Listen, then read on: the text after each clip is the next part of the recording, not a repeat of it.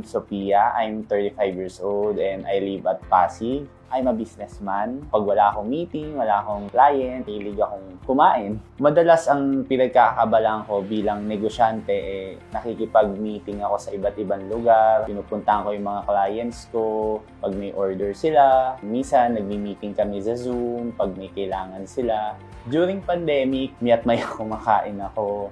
Tapos, after ko kumain, hinihiga lang ako kasi wala akong ginagawa, walang physical activities. Bumigat ako ng 187 pounds. Sobrang nahihirapan akong gumalaw, nahihilo ako, sumasakit yung tuhod ko. Hindi maganda yung lifestyle. Hindi ako nag-exercise, nakatutok sa TV, sa internet. Ang hilig kong kainin nun is yung mga junk foods and mga instant noodles. So, nung nag-gain na ako ng weight, nung nakita nila ako, binibiro nila ako, "Uy, yung tawa mo na, ang bilog-bilog na ng katawan mo." So, syempre, ako, tatawa lang ako, ganyan. Pero, naisip ko na, oo nga, no? Nako-conscious na ako. Tsaka ayokong mag-picture kami ng ako'y nasa harap or ako yung mag-take ng photo, yung magsiselfie. Gusto ko nakatago ako kasi kahit ako nako-conscious na ako sa itsura ko pag nakikita ko yung picture ko, ang laki ng mukha ko, ang lapad ko. Pag nakikita ko yung sarili ko, hindi ako confident na humarap sa kanila. Hindi ko na rin nakikita yung mga friends ko na lahat sila lumalabas, tapos ako lang hindi, nasa bahay lang ako. Naisip ko nung time na yun, dapat ko nang baguhin yung lifestyle ko. Ang dami kong tinry, mga supplement, mga iniinom,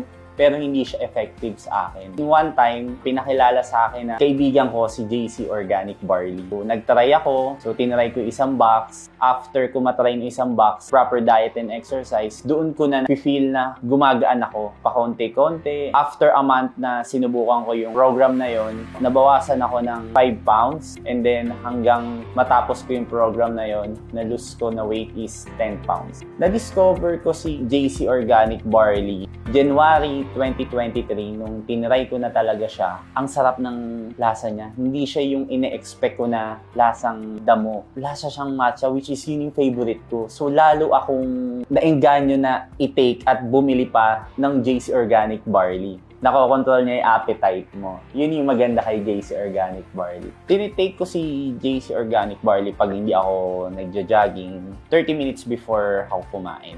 Nire-recommend ko si JC Organic Barley. Simula nung nag-take na ako nung JC Organic Barley, naging active ako ngayon. Pagja-jogging, pagbabike, tinitake ko siya before ako mag-jogging. Parang nagiging pre-workout ko si JC Organic Barley. Advice ko sa inyo is mag-take kayo ng JC Organic Barley with proper diet and exercise. May tamang program si JC Organic Barley para sa inyo, para hindi na kayo ma-conscious or may insecurity sa katawan at bumalik yung dati yung weight. Mahalaga ngayon ang healthy lifestyle, lalo na sa panahon ngayon. Importante na nagiging maayos yung kinakain natin at ang mga proper intake ng mga vitamins and food supplements natin. Hi, I'm James Sophia and I choose JC.